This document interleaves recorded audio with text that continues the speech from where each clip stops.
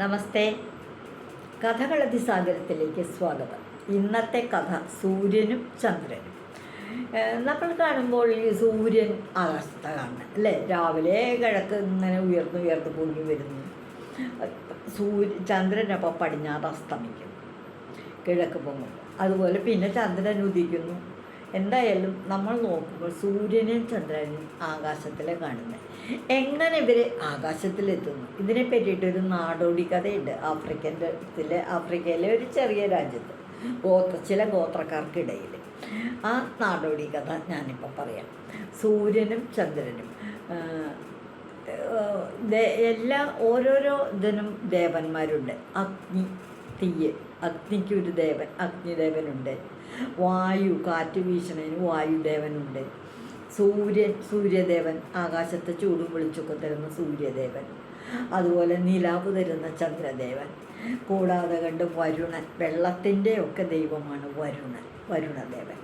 ഈ സൂര്യനും വരുണനും തമ്മിൽ വലിയ കൂട്ടാട്ടം. രണ്ടുപേരും മിത്രവരുണന്മാർ എന്നാണ് അവരെ പറയുക ചെയ്യണത്. അവരെ രണ്ടുപേരും കൂട്ടായിട്ട് നടക്കുക. അപ്പോൾ ഇടയ്ക്ക് ഈ വരുണൻ്റെ വീട്ടിലേക്ക് സൂര്യൻ വരും. സൂര്യൻ വന്ന് കുറച്ച് നേരം വർത്താനം പറഞ്ഞിരിക്കും, എന്തെങ്കിലും ലഘുഭക്ഷണമൊക്കെ കഴിക്കും. സൂര്യൻ അങ്ങ് പോവുകയും ചെയ്യും. പിറ്റേ ദിവസം സൂര്യൻ കടലിൽ ചെന്ന് മറിയും, വരുണൻ്റെ വീട്ടിലേക്ക് പോകും.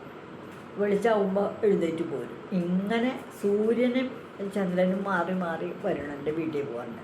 പക്ഷെ ഒരിക്കൽ പോലും സൂര്യൻ്റെ വീട്ടിലേക്ക് വരുണം പോയിട്ടില്ല. അങ്ങനെ ഇരിക്കുമ്പോൾ സൂര്യൻ ചോദിച്ചു, എന്താത് വരുണൻ എൻ്റെ വീട്ടിലേക്ക് വരാത്തത്? ഞാൻ ദിവസവും എന്ന് പറഞ്ഞോളാം നിങ്ങളുടെ വീട്ടിൽ വരുന്നുണ്ടല്ലോ, നമ്മൾ തമ്മിൽ വലിയ ചങ്ങാത്തമാണ്. അപ്പോൾ പിന്നെ എന്താ എൻ്റെ വീട്ടിലേക്ക് വരാത്തത്? അപ്പോൾ വരുണൻ ഇത്തിരി നേരം ആലോചിച്ചിട്ട്, ഞാൻ വരണോ സൂര്യൻ്റെ വീട്ടിലേക്ക്? വരൂ, എൻ്റെ വീട്ടിലേക്ക് വരൂ എന്ന് പറഞ്ഞു. ഞാൻ വരാത്തതിൻ്റെ ഒരു കാരണം, നിങ്ങളുടെ വീട് ഞാൻ വരുമ്പോൾ എൻ്റെ കൂടെ എൻ്റെ പ്രജകളൊക്കെ ഉണ്ടാവും.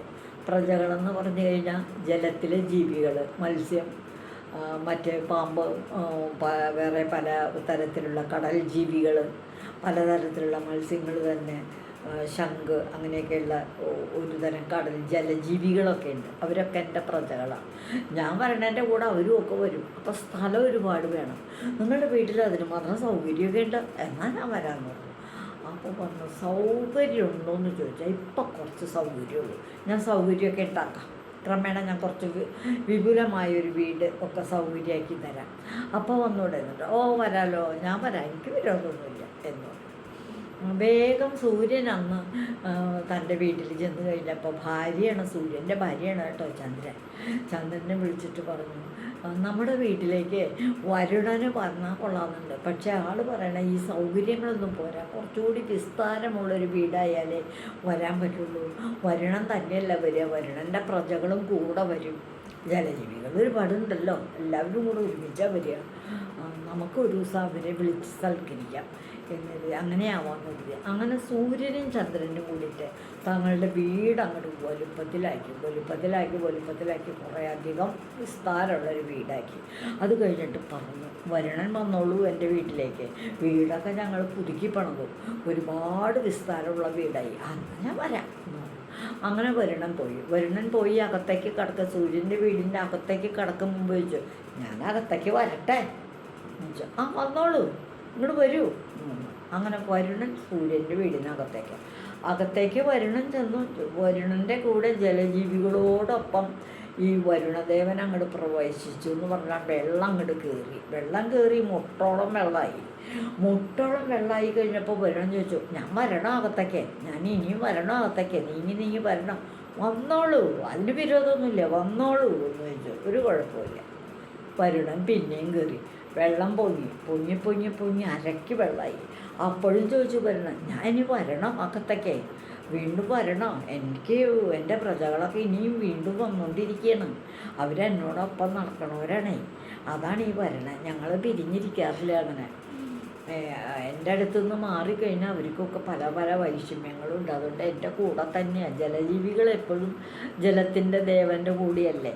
അങ്ങനെ വന്നോളൂ എന്ന് സൂര്യൻ പറഞ്ഞു.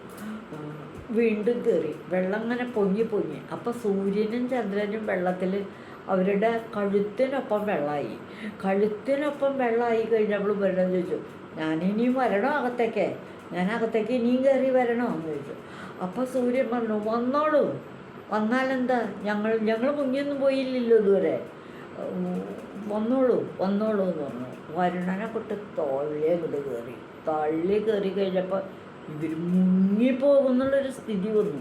2 പേരും മേലോട്ടങ്ങ് പോയി. മേലോട്ടങ്ങോട്ട് പോയി ഒരൊറ്റ ചാട്ടം. ചാട്ടിയ വഴിക്ക് സൂര്യനും അതെ ചന്ദ്രനും അതെ 2 പേരും ആകാശത്ത് ചെന്നെത്തി. അങ്ങനെയാണ് ഈ സൂര്യനും ചന്ദ്രനും ആകാശത്തെത്തിയതെന്നാണ് ആ ഗോത്രക്കാരുടെ ഒരു വിശ്വാസം. അവരുടെ ഒരു വിശ്വാസം അങ്ങനെയാണ്. സൂര്യചന്ദ്രന്മാർ ആകാശത്തെത്തിയത് വരുണൻ സൂര്യൻ്റെ വീട്ടിൽ പ്രവേശിച്ച് മുക്കി.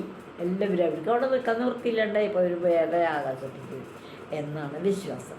ഇതാണ് സൂര്യനും ചന്ദ്രനും എന്നുള്ള കഥ, ഇന്നത്തെ കഥ. ഇതുവഴി വന്നാലും ഇത്തിരി നേരമിരുന്നാലും കഥകൾ കേട്ടാലും കളിയായി പറയും കഥയാണേ, കാര്യം പറയും കഥയാണേ.